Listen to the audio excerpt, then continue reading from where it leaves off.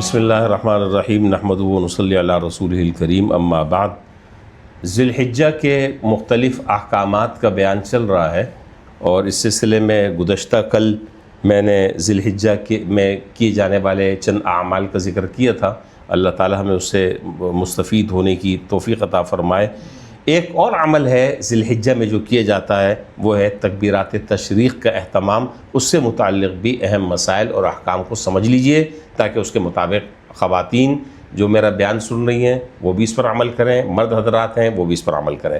دیکھیے، تشریق کا جو لفظ ہے، ہم ایام تشریق کہتے ہیں، تو تشریق لوگ اس زمانے میں، پہلے زمانے میں گوشت کو ٹکڑوں میں کر دیتے تھے اور پھر اسے دھوپ میں سکھاتے تھے۔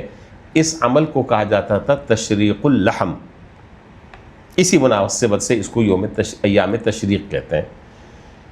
ایام تشریق، تکبیر تشریق جو ہے وہ کیا ہے؟ اللہ اکبر لا الہ الا اللہ واللہ اکبر وللہ الحمد، اس کو تکبیر تشریق کہتے ہیں۔ اس تکبیر تشریق کی جو ابتدا ہے، اس کا پس منظر بڑا عجیب ہے، بڑا خوبصورت اس کا پس منظر ہے۔ حضرت ابراہیم علیہ السلام نے اپنے لاڈلے بیٹے حضرت اسماعیل علیہ السلام کو جب اللہ تعالیٰ کے حکم سے ذبح کرنے کے لیے لٹایا، تو حضرت جبریل علیہ السلام جنت سے ان کا فدیہ لے کر ایک مینڈی کی شکل میں پہنچے۔ انہیں خطرہ ہوا کہ کہیں جلدی میں حضرت ابراہیم علیہ السلام حضرت اسماعیل علیہ السلام کے گردن پر چھری نہ پھیر دیں، ذبح نہ کر ڈالیں۔ چنانچہ اس وقت ان کی زبان پر یہ کلمات جاری ہوئے، اللہ اکبر۔ حضرت جبریل علیہ السلام کے زبان پر یہ کلمات جاری ہوئے، اللہ اکبر۔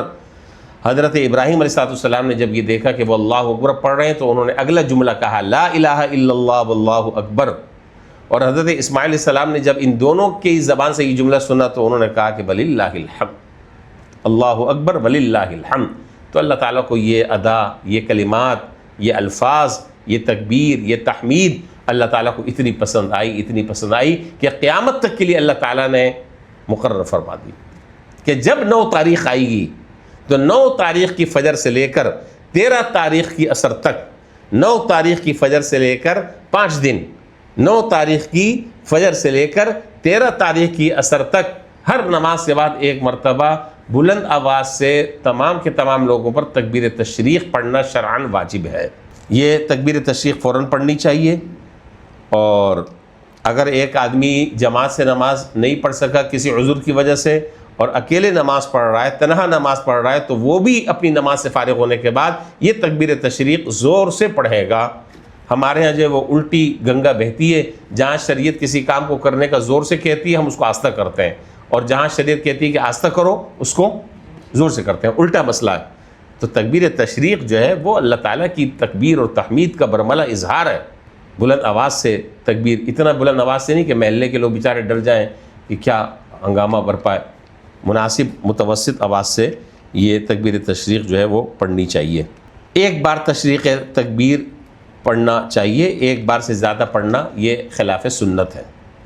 اسی طرح بقرعید کی نماز کے بعد افضل یہ ہے کہ بعض حضرات کہتے ہیں کہ بقرعید کی نماز کے بعد بھی تکبیر تشریق ایک دفعہ پڑھنا واجب ہے، فرض نمازوں میں تو ہے ہی۔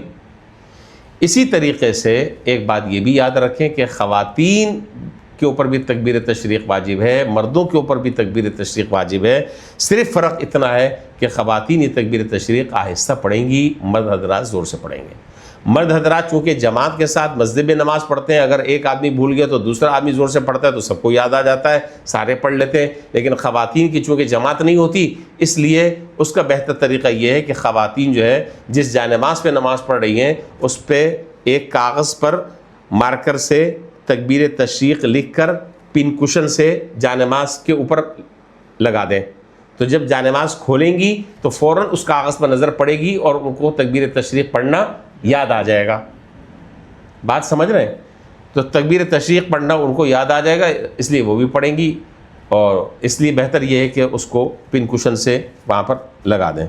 تو یہ تکبیر تشریق، اور ویسے بھی یہ جو ایام ہے، جیسے کہ میں نے پچھلے درس میں اور پچھلی ہماری جو نشست ہے اس میں نے یہ بات عرض کی تھی کہ زیادہ سے زیادہ تکبیر اور تسبیح اور تحمید اور تحلیل یعنی یہ جو کلمات ہیں جن سے اللہ تعالیٰ کی عظمت کا بول رہا ہے انسان، چلتے پھرتے اٹھتے بیٹھتے ان کلمات کی کثرت کرنی چاہیے۔ صرف یہ تکبیر تشریق نہیں ہے بلکہ اٹھتے بیٹھتے بھی ان کلمات کو زیادہ سے زیادہ ادا کرنا چاہیے۔ اللہ تعالیٰ نے ان کلمات کے پڑھنے پر ان ایام میں بہت زیادہ ثواب رکھا ہے، تو ہمیں اس پر عمل کرنا چاہیے۔ اللہ تعالیٰ ہمیں ان سارے احکامات کو صحیح طریقے سے سمجھنے کی اور اس کے مطابق اللہ تعالیٰ ہمیں عمل کرنے کی توفیق عطا فرمائے۔ وآخر دعوانا الحمدللہ رب